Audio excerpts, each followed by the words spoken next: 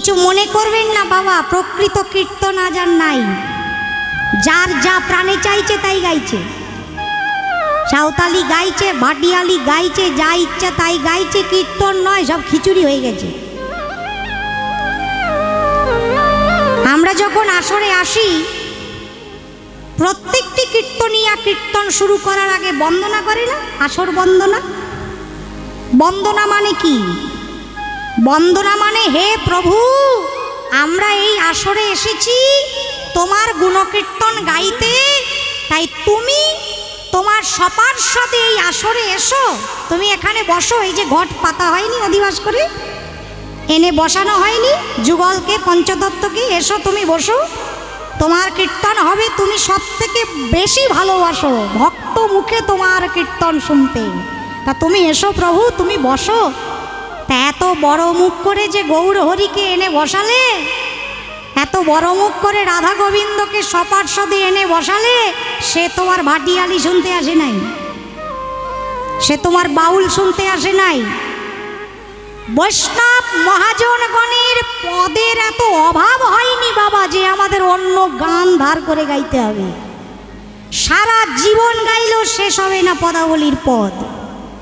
তার মূল অঙ্গ হচ্ছে বড় তালের গান। অনেক বড় বড় তালের গান আছে কীর্তনে, প্রায় 108টিরও বেশি। তার মধ্যে একটি আমরা এখন গাইব। কেউ বুঝতে পারো আর না পারো, শুনলেও কাজে দিবে। ডাক্তারের প্রেসক্রিপশন বুঝতে পারো কেউ, কিন্তু ওষুধ খেলে কাজ হয় তো? ডাক্তার কি ওষুধ দিয়েছে তুমি বুঝতে পারো না, ফার্মেসির লোকেরা বলে দেয় এই এই নিয়মে খাবে, তুমি কি জানো? কিন্তু ওই নিয়মে খেলে ওষুধ কাজ হয় তো? তা কীর্তনের এই সুর তাল বোঝো আর না বোঝো, শুনলেই কাজ হবে, কিন্তু শুনতে হবে ধৈর্য ধরে। হাত জোর করে বলছি, ধৈর্য ধরে বসুন। তালটির নাম মধ্যম দশকুচি 14 মাত্রা। আরে কিবা কিবা নহি ছলা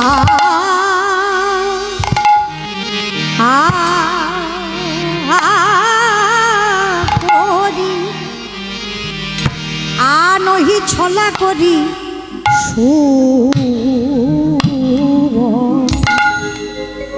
সুবলের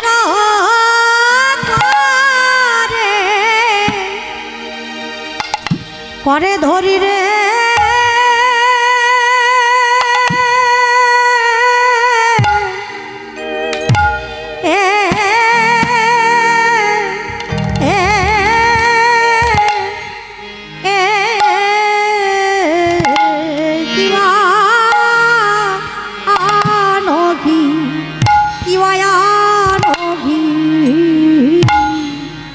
ছলা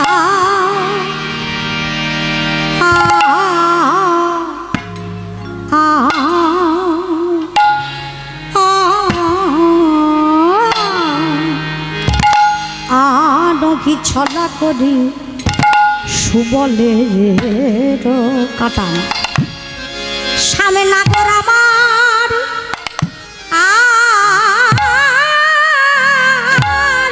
নাগর আমার চলি লো রে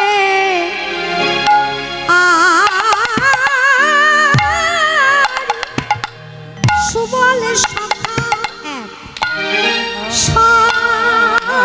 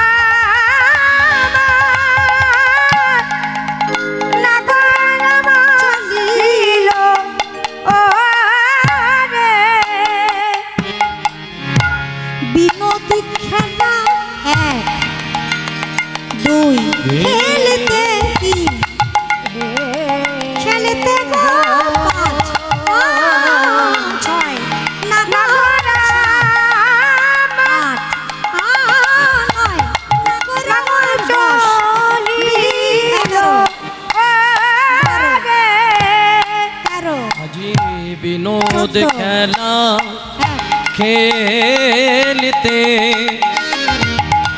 খেলতে রে নাগোডা আমার চলিল রে। রাধা বদন ভাবতে ভাবতে নাগো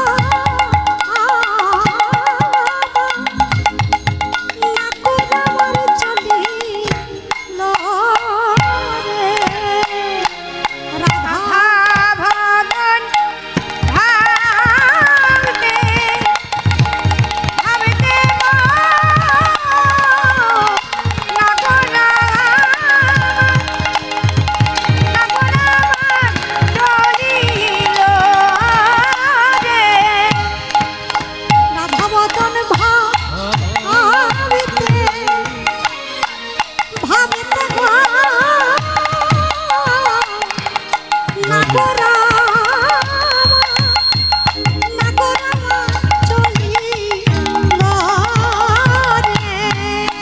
আজি রাধা বদন ভাবতে ভাবতে রে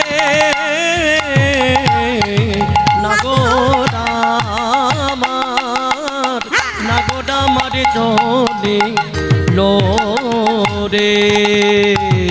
সুবল সখা সঙ্গে লইয়া গো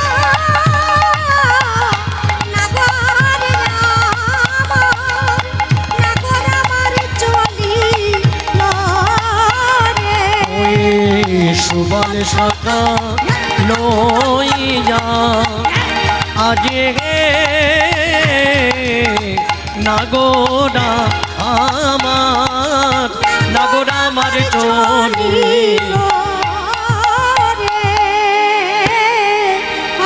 আরিয়ানো বেশ ছলা আনকি ছলা করি সুবলের পরে ধরি আনই ছলা করি সুবলের করে ধরি আনকি ছলা করি সুবলের কলে ধরি নাগোডা গমন করি লবণ মাখা আরে বামন কহিল বন মহা আরে গমন করি লবণ মাখা আরে গমন করিল বন মাহ চায় রাধা বদন মনে করি যাই রাধা বদন মনে করি রাধা বদন মনে যাই যাই রাধা বদন মনে করি সুবলেরও করে ধরি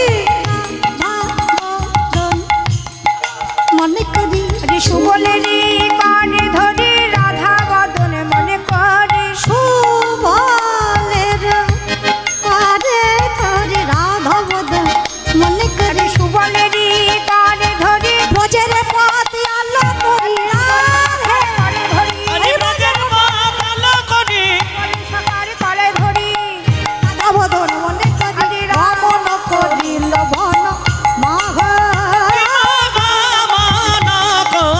গমন করিল বন মহা গমন করিল বন মাহ। সুবলকে সঙ্গে নিলেন কেন? সুবলকে দেখতে রাধারানীর মতন না, তাই সুবলকে দেখে রাধারানীর কথা মনে হয়েছে। সব সখাদের ছেড়ে সুবলকে একা নিয়ে লুকিয়ে লুকিয়ে সেই খেলার জায়গা ত্যাগ করে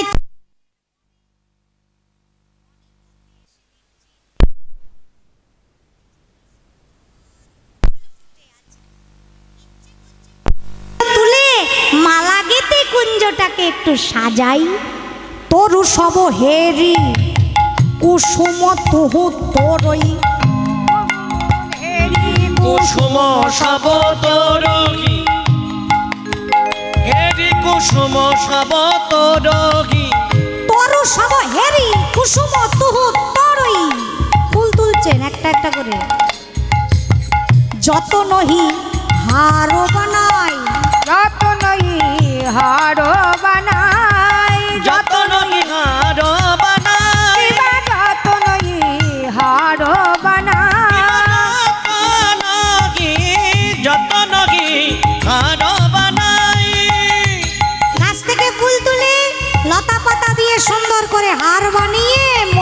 সাধে সাজাইছে আরে মনের সাজে সাজাইছে ভগবানের সাথে দেখো দেখো সাজাইছে মনের সাজে সাজাইছে এত সুন্দর করে সাজাচ্ছেন কেন?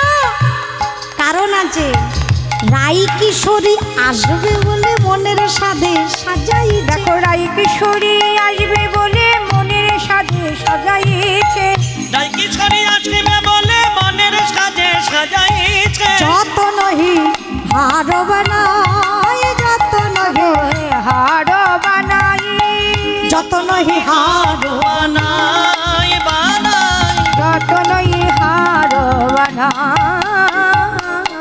সুন্দর করে পুষ্প দিয়ে কুঞ্জটিকে সাজালেন, ইতিউতি চাইছেন। রাধারানীর কথা মনে পড়ছে আর অঙ্গটা জর্জর হয়ে যাচ্ছে। গোবিন্দ দাস কহু সুবলেরও করে রহু ঢর ঢর নয়ন তরঙ্গ। যতই কুঞ্জের দিকে তাকাচ্ছেন ততই রাধারানীর কথা মনে হচ্ছে, ততই চিত্তটা ব্যাকুল হয়ে যাচ্ছে। আস্তে আস্তে বসে পড়লেন, কি করবেন কিছুই ভালো লাগছে না।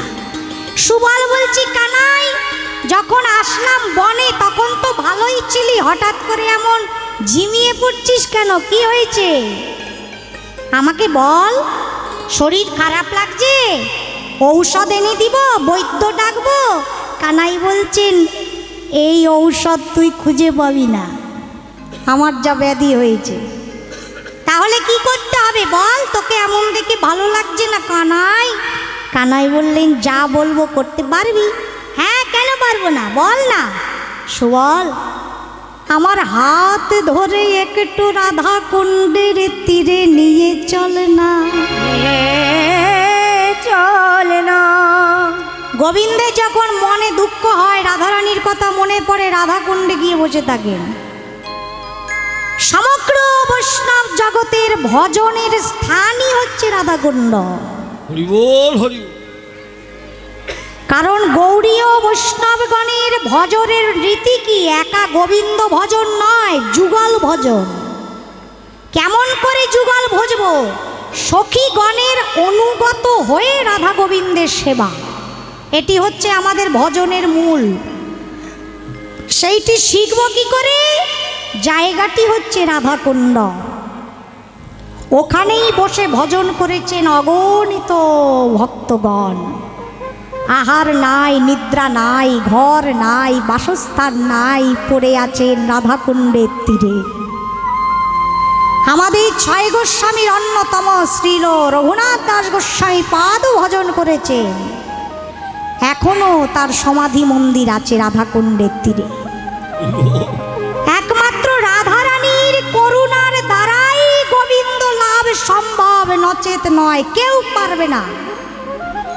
একমাত্র রাধারানী পারে তোমাকে গোবিন্দ দিতে, কারণ রাধারানী অপার করুণাময়ী। রাধারানীর যে কেমন করুণা সেটা ভাষায় বর্ণনা করার ক্ষমতা অন্তত আমার নাই। বলতে গেলে বামন হয়ে চাঁদে হাত দেওয়ার মতন হবে। তবে ভক্তমণ্ডলী, রাধারানীর কৃপার একটু আমরা আজকে আস্বাদন করব। রাধাকুণ্ডের মহিমা তো আমি বর্ণনা করতে পারবো না, কারণ গোবিন্দ যেখানে নিজ মুখে বলেছেন, যেমন নাম তেমন ধাম। গোবিন্দও পারলেন না কুণ্ড শোভা বর্ণনা করতে, সেখানে রাধাকুণ্ডের শোভা আমি বর্ণনা করতে পারবো না। তবে রাধাকুণ্ডে একটি জায়গা আছে যার নাম শিবাখোর। ধৈর্য ধরে বসবেন,